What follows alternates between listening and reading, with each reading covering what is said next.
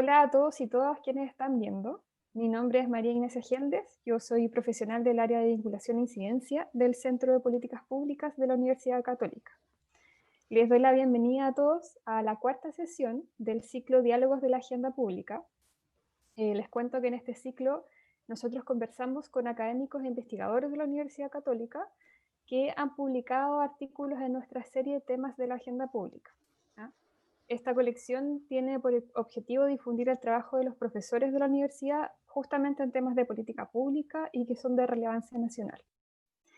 En esta oportunidad vamos a poder conversar con Cristian Matus, Felipe Valenzuela y Álvaro Ramoneda. Cristian y Felipe pertenecen al Instituto de Estudios Urbanos y Territoriales de la universidad y Álvaro a la Dirección de Extensión y Servicios Externos de la universidad también.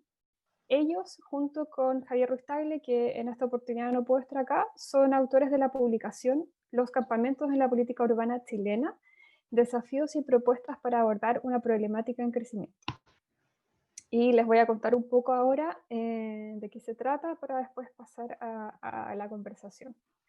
En este trabajo que les comentaba, los autores exponen la problemática de los asentamientos informales en Chile, que usualmente llamamos campamentos, y postulan allí que, aunque la informalidad urbana parecía estar superada, la verdad es que en los últimos años se ha generado un crecimiento notable por varias razones y que es urgente ahora realizar un abordaje integral de política pública. Entonces, para conversar de esto, ahora sí, los saludo, Cristian, Felipe, Álvaro, muchas gracias por estar aquí hoy. Y pasamos entonces a tiro a hacerles algunas preguntas, ustedes me van a ir contando. Lo primero que les quiero plantear es que ustedes en el estudio hablan de una fuerte reemergencia de los campamentos en Chile, tanto en volumen como en diversificación. De hecho, hace poco sacaron una columna donde señalan que la cantidad de familias que viven en campamentos ha crecido un 70% en menos de una década. Entonces, preguntarles a qué se debe el resurgimiento de este fenómeno y cómo lo caracteriza. Bueno, muchas gracias, primero que nada, por la invitación a participar de esta entrevista. Bueno, respecto a lo que pregunta y lo que vimos un poco en nuestro artículo y en la columna, como para contextualizar primero, decir que durante los 90 y la primera parte de los 2000, ¿no es cierto?, los campamentos tendieron a reducirse en Chile, principalmente por el impacto que tuvo la política habitacional de subsidios que se aplicó masivamente en Chile, ¿no es cierto?, y que logró reducir significativamente el déficit habitacional que había acumulado el país en las décadas anteriores. Aunque sabemos que eso, ¿no es cierto?, trasladó los problemas desde la informalidad hacia las condiciones de vida que existían en los conjuntos de vivienda social que se fueron construyendo en esa época, ubicados en las periferias de las ciudades, con altos niveles de hacinamiento, problemas de acceso a servicios y otros problemas. Luego de eso, como se ha visto a través de los mismos catastros que realizó el Ministerio de Vivienda para, de alguna forma, contabilizar la cantidad de familias que viven en campamentos, catastros que también mantuvo la Fundación Techo, los campamentos se ha visto que han vuelto a crecer en la última década principalmente. Y la primera constatación oficial de ese crecimiento, digamos, fue en el catastro que realizó el MIMBU en el 2011, y luego de eso se comenzó a implementar el actual programa de campamento, que es el que nosotros analizamos en nuestro artículo, que ahora actualmente se llama Programa de Asentamientos Precarios. Sin embargo, como tú dices, se ha visto que el mismo ministerio ha constatado que han crecido los campamentos, la cantidad de familias viviendo en ellos en un 70% en la última década, pero es importante tener en cuenta que no es el programa de campamento o programa de asentamientos precarios el principal responsable de que los campamentos sigan creciendo. Es decir, mientras el programa atiende a algunos campamentos que han sido catastrados anteriormente, mientras está proveyendo soluciones de acuerdo a los lineamientos que el programa tiene, están surgiendo al mismo tiempo otros campamentos nuevos, a los cuales se tarda en llegar a atender. Entonces, las raíces del problema, más que con la ejecución del programa, tienen que ver con un problema estructural de acceso a la vivienda, ¿ya?, que se ha acentuado en Chile en la última década debido a las continuas alzas en los precios del suelo y de la vivienda, y también algo importante que nosotros resaltamos también en el artículo. Se observa, si uno analiza los datos de los subsidios habitacionales entregados por el Ministerio, una disminución progresiva en la última década de la cantidad de subsidios habitacionales que entrega el MIMBU cada año. y mientras se están otorgando muchas veces subsidios, es decir, la gente le ha sido asignado un subsidio, no siempre esos subsidios se traducen finalmente en una solución habitacional con la llave en la mano, digamos, o ese proceso tarda mucho tiempo, ¿ya?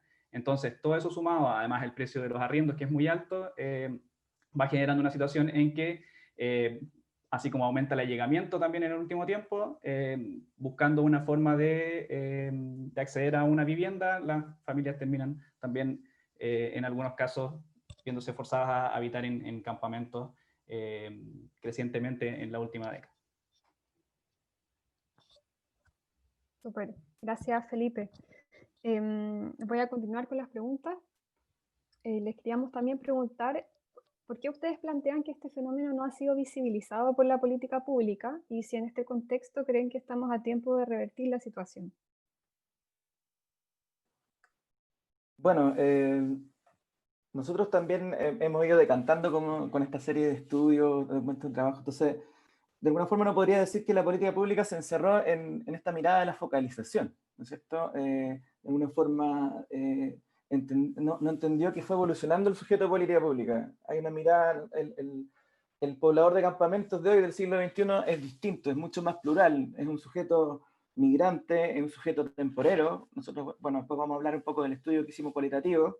Depende mucho de las condiciones de cada ciudad, ¿no es cierto? Por lo cual hay una elección de vivir en campamento y hay una desconexión en este sentido de la política pública al ver, al focalizarse exclusivamente en el cierre, ¿no es cierto?, de una condición, y al ver al sujeto como familias de campamento.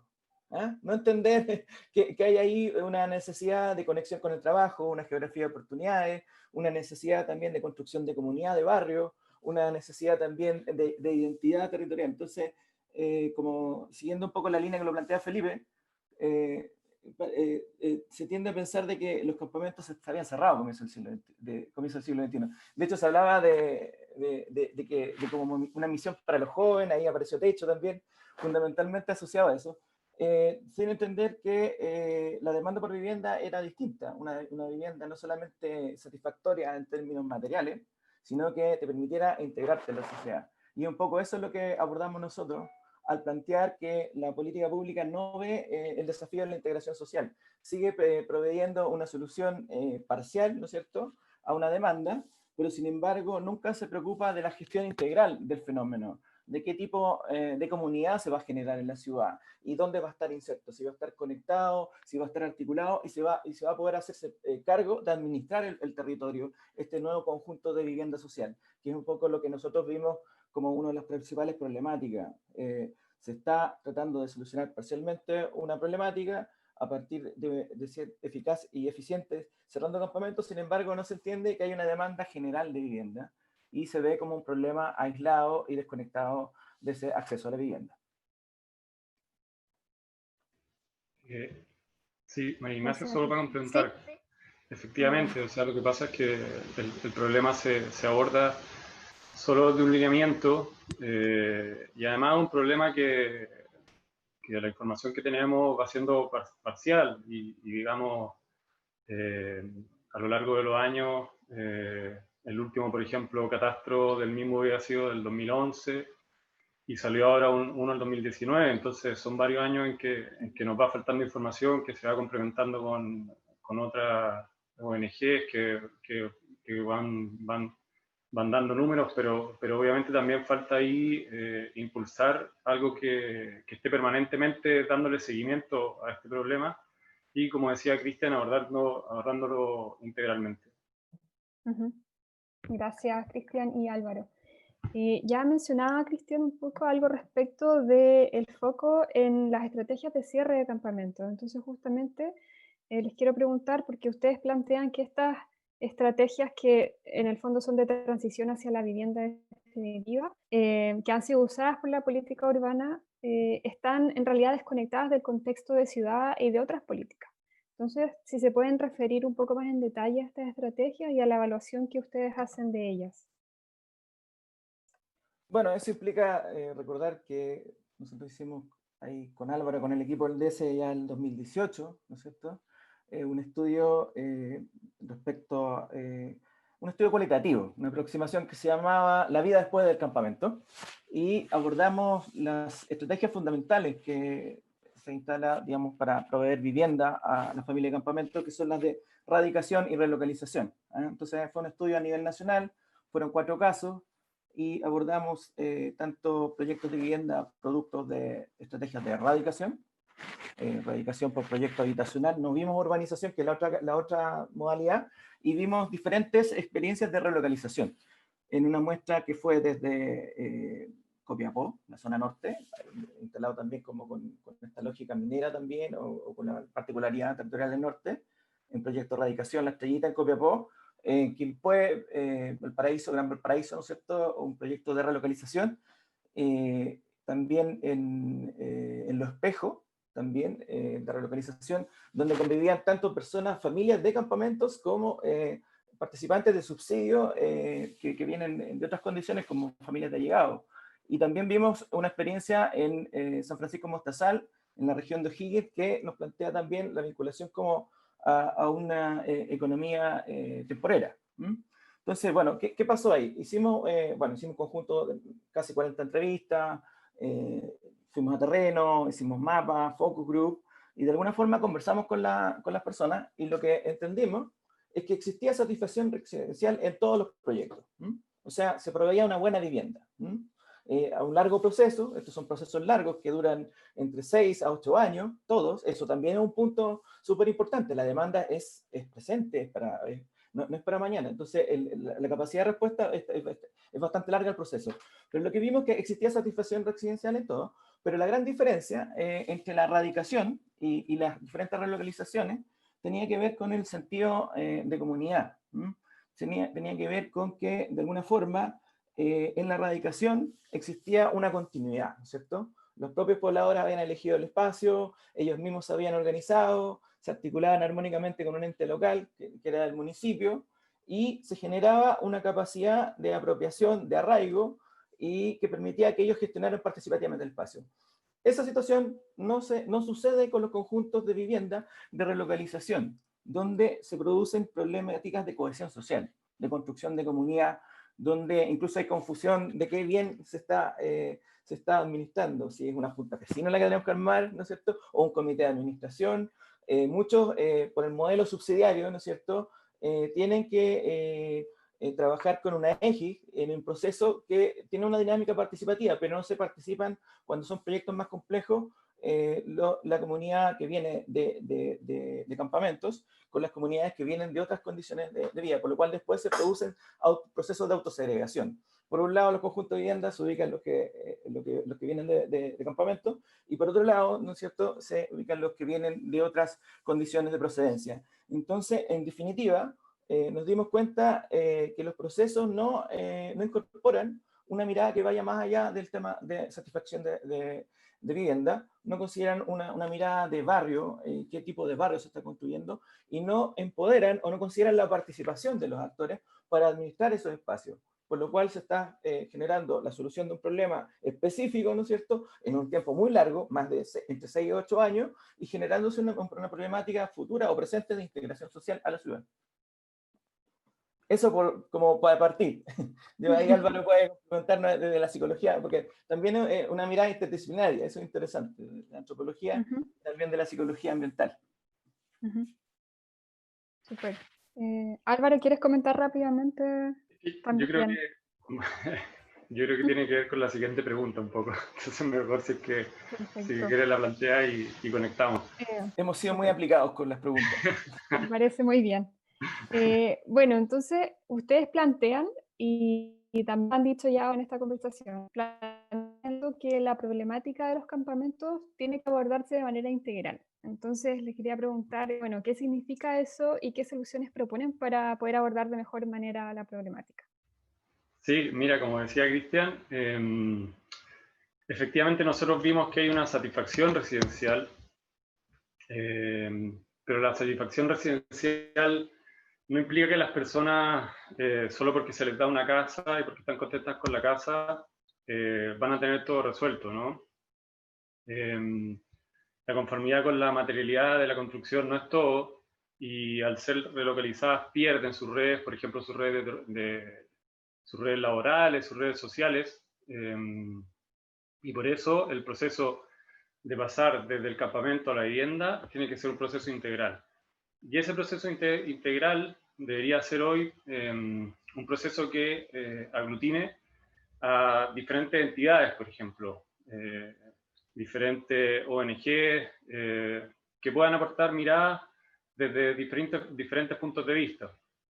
Por ejemplo, en Brasil hay experiencias súper lindas en donde estos mismos procesos que se están dando aquí se han dado allá, pero se han integrado personas que venían de, por ejemplo, favelas, que hicieron ese proceso de pasar de una favela a una vivienda social, y a esas personas se les contrata para que de alguna manera puedan guiar a la gente que está viviendo ese mismo proceso. Entonces, digamos, de alguna forma, el poder ir integrando en el paso del campamento a la vivienda a diferentes entidades que aporten desde diferentes puntos de vista, sin duda alguna tendría una repercusión en este proceso participativo que comentaba Cristian, que es muy largo y que en ese proceso la gente va perdiendo muchas cosas. Por ejemplo, algo que nos comentaban las personas que tuvimos la oportunidad de entrevistar, nos decían que ellos cuando llegan a los nuevos barrios, a sus nuevas viviendas sociales, muchas veces son estigmatizados porque son vistos como las personas que vienen del campamento. Entonces son vistos como personas que tal vez hay que tener cuidado, que tal vez pueden venir a robar, que no se sabe cuáles son sus costumbres. Entonces, por ejemplo, ¿por qué no integrar en este proceso a la gente que va a ser los vecinos de estas personas y que puedan conocer sus historias, que puedan conocer su anhelo, sus vivencias, sus trabajos? Y de alguna manera esas redes que se van perdiendo, por ejemplo, en los procesos de relocalización, si bien no se van a poder rescatar completamente, pero sí de alguna manera fortalecer las redes internas de la comunidad y también dar paso a que se vayan creando redes externas con otros personajes. Entonces, este proceso no puede ser, que era también algo que comentábamos al principio, no puede ser visto desde solamente una línea y abordado solamente por el MIMBU, que obviamente hoy es el actor principal y debe seguir siendo uno de los actores relevantes, pero tiene que abrirse también a que hayan otras personas, a que hayan otras entidades, las mismas ONG, que este tiempo también han estado trabajando en estos temas, que puedan ser partícipes activos, o organizaciones de la sociedad civil que estén ya trabajando en los territorios donde se van a dar estas nuevas viviendas sociales y estas nuevas personas van a llegar a vivir allí, personas que probablemente,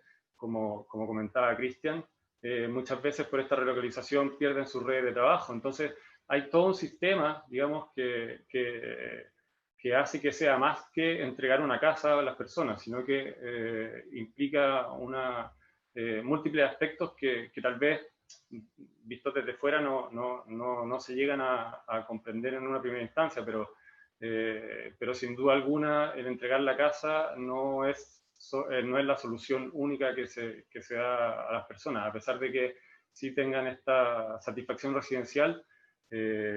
Hay mucho más que eso y sin duda alguna tiene que ser abordado por múltiples actores que puedan hacerse cargo de estas problemáticas.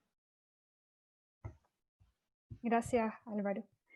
Y para finalizar, también aprovechando de hablar de como de algo más contingente, estamos a puertas de un plebiscito, es posible que tengamos discusión sobre una nueva constitución y quería preguntarles ahí qué oportunidad ven ustedes ahí de quizás visibilizar o plantear el tema de la vivienda adecuada con esta mirada integral. Bueno, yo soy el culpable de instalar esa pregunta que no estaba en la pauta. Pero bueno, es innegable que tenemos que conectarnos un poco con la realidad y plantear que hay un desafío también en repensar el modelo de Estado, ¿no? O sea, explicamos un poquito que estamos en un Estado subsidiario, ¿no es cierto?, donde el acceso a vivienda tiene que ver con una modalidad donde el Estado no es tan activo, ¿no es cierto?, en proveer, ¿no es cierto?, el acceso a vivienda a todos los actores. Y un poco también ahí está la problemática de que se ha visto el tema de los campamentos como un tema de focalizar en un grupo marginado, no entendiendo que todos ya tenemos diferentes necesidades de satisfacción de lo que es una vivienda, lo que es un barrio. Entonces, ahí hay una bonita discusión donde Chile y nuestras políticas tienen que colocarse en sintonía también con lo que hemos suscrito en tratados y convenios internacionales, en este caso la nueva agenda urbana, que ya plantea el derecho a la vivienda adecuada, y que de alguna forma recoge las temáticas que fuimos viendo en el estudio cualitativo, o sea, esta pertinencia a la identidad de los pobladores, el tema de la participación, el tema de la asequibilidad económica, o sea, que no uno se vaya a endeudar por poder pagar, ¿no es cierto?, una vivienda, y el tema de la localización. Todos esos principios se han ido avanzando desde una agenda global del urbanismo y la planificación. Sin embargo, no son consistentes con el modelo de gestión que está instalado para abordar las problemáticas de los campamentos, que lo ve como una política de focalización, como si fuera un grupo específico, y no lo ve dentro de una demanda más general por vivienda adecuada. Entonces, ese es un gran desafío, una discusión que tenemos que también instalar en este gran proyecto de discusión de lo que queremos ser como país, que es el proceso constituyente. Eso, yo creo que ahí cada uno tiene su visión, y también es bueno ahí abrir la palabra para los colegas. ¿Algo más que agregar? Ya. Bueno, a los tres invitados, Cristian, Felipe, Álvaro, muchas gracias por esta conversación. Ha sido bien interesante, y a quienes nos están viendo o escuchando, los invitamos a descargar y leer la publicación. Se llama Los campamentos en la política urbana chilena, desafíos y propuestas para abordar una problemática en crecimiento, y lo pueden encontrar en el sitio web del Centro de Políticas Públicas, que es www.politicaspublicas.c.cl. Eso por esta conversación. Muchas gracias. Muchas gracias, María Ignacia. Gracias.